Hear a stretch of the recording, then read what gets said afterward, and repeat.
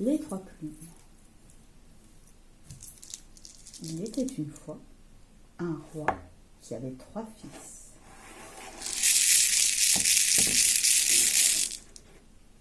Les 2 aînés étaient intelligents et fiers. Leur jeune frère, lui, ne parlait pas beaucoup, et tout le monde l'appelait le simplet. Quand le roi, vieillissant, sentit sa fin prochaine, il réunit ses enfants. L'un de vous devra bientôt prendre ma place, et je ne sais pas lequel désigner. Alors j'ai décidé que ce serait celui qui me rapportera le plus beau, le plus soyeux des tapis, qui sera sacré roi. Suivez-moi. Le roi mena ses 3 fils devant les portes du château. Je vais souffler sur ces 3 plumes, et vous devez les suivre.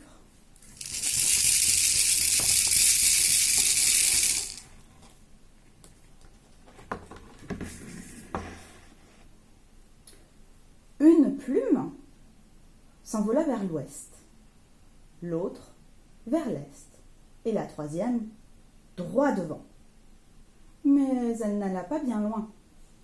Le simplet regarda l'un de ses frères courir à droite, l'autre filer à gauche, et lui, tristement, s'accroupit à côté de la plume blanche posée sur le sol.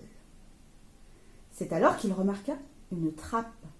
Il la souleva et il découvrit un escalier.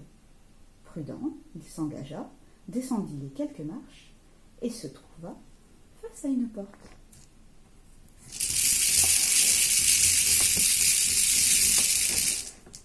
Poli, il frappa et il entendit une voix qui chantait. Petite et verte demoiselle, toi qui sautilles par-ci par-là, va vite voir celui ou celle qui vient. Trouvez-nous blabla. La porte s'ouvrit. Le simplet entra.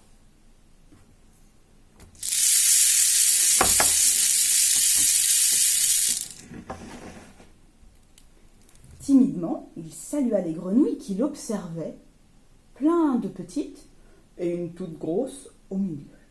« Bonjour, bienvenue chez nous, dit-elle. Quel est ton souhait ? J'aimerais avoir le plus beau, le plus soyeux des tapis pour mon père, le roi. Petite et verte demoiselle, vous qui sautez par-ci par-là, allez vite chercher la malle. Et devant moi, posez-la.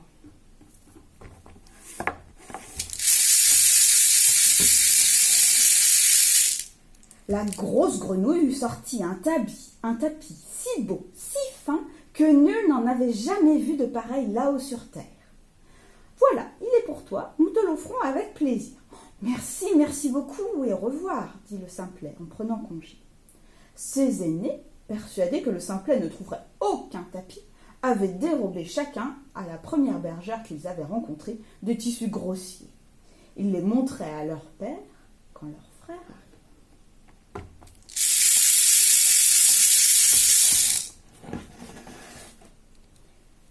Il est magnifique, s'écria le roi. C'est sans conteste le plus beau. C'est toi, mon fils, qui me succédera. Ce n'est pas possible, pas lui, s'écrièrent les aînés. Ce tapis, il l'a trouvé par hasard, il n'est pas capable de diriger le royaume. Père, il faut une nouvelle épreuve. Et le roi céda. Il précéda ses enfants sur le perron du château. C'est celui qui m'apportera la bague la plus belle, la plus précieuse, qui sera sacré roi.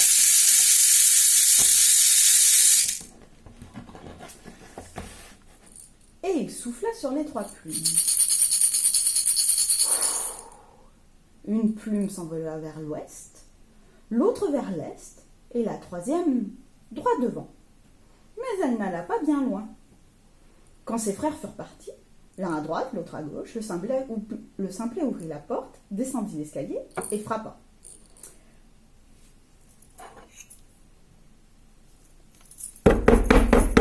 Bonjour. Bonjour, que désires-tu cette fois ? La plus belle des bagues. La grosse grenouille verte envoya chercher la malle, en sortit un anneau, si beau et si brillant que nul n'en avait jamais vu de pareil là-haut sur terre.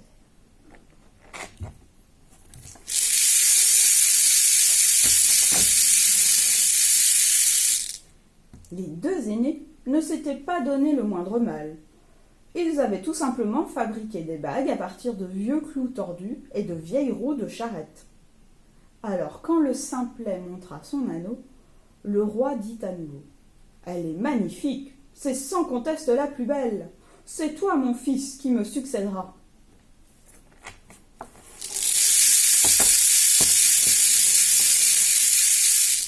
Ce n'est pas possible, pas lui, s'écrièrent les aînés. Cette bague, il l'a trouvée par hasard, il n'est pas capable de diriger le royaume. Père, il faut une nouvelle épreuve. Et le roi céda. Il précéda ses enfants sur le perron du château. C'est celui qui viendra avec la plus belle, la plus séduisante des damoiselles qui sera sacré roi.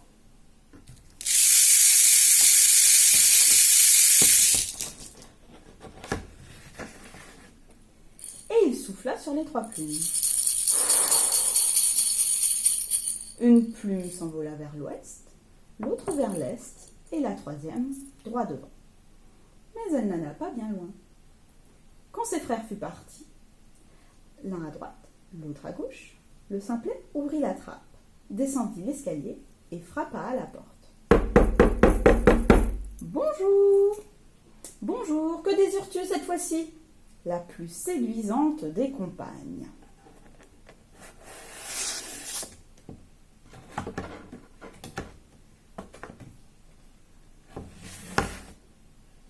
Tu es exigeant, mais nous allons te donner satisfaction.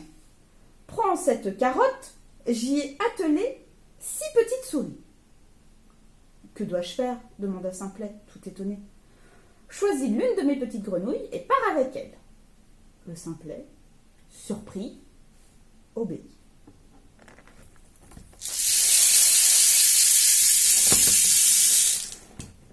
Mais à peine eut-il un pied dans la carotte que celle-ci se transforma en un magnifique carrosse, les 6 souris en 6 chevaux fringants et la grenouille en jeune fille que tout de suite il aima.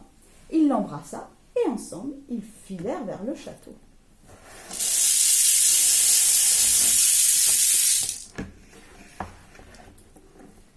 Ses frères arrivèrent après lui. Ils n'avaient pas cherché bien loin et ramenaient les premières paysannes qu'ils avaient rencontrées. Et le roi, une nouvelle fois, s'exclama « Qu'elle est ravissante, qu'elle est belle! C'est toi, mon fils, qui me succédera. »« Ce n'est pas possible, pas lui, s'écrièrent les aînés. Cette fille, il l'a trouvée par hasard, il n'est pas capable de diriger le royaume. Père, il faut une nouvelle épreuve. Par exemple, voyons celle qui sautera le mieux à travers le cerceau. » Et le roi céda. Les 2 paysannes sautèrent en premier. Elles passèrent à travers le cerceau, mais elles retombèrent si mal que l'une se cassa un bras et l'autre une jambe.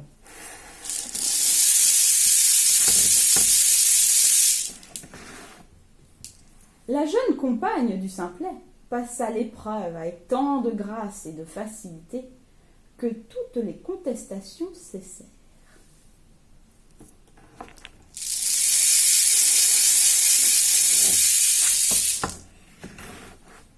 Elle monta sur le trône avec Simplet. Ils régnèrent longtemps avec grande sagesse.